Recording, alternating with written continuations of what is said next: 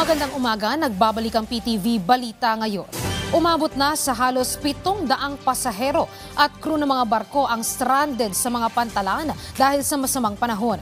Batay sa ulat ng Philippine Coast Guard, mula alas 4 hanggang alas 8 ng umaga kanina, nasa 634 na pasahero at driver ang stranded sa mga pantalan.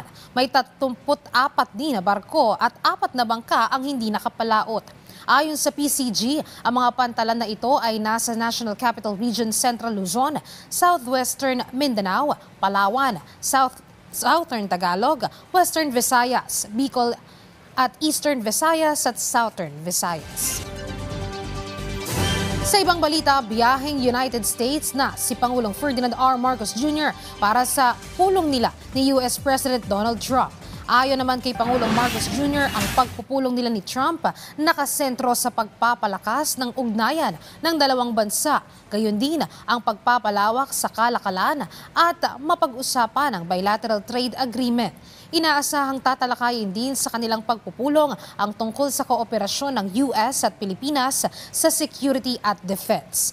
Ayon naman kay Executive Secretary Lucas Bersamin, ang tatayong caretakers habang wala ang Pangulo ay siya mismo kasama sina Justice Secretary Jesus Crispin Remulla at Secretary ng Agrarian Reform na si Conrado M. Estrella.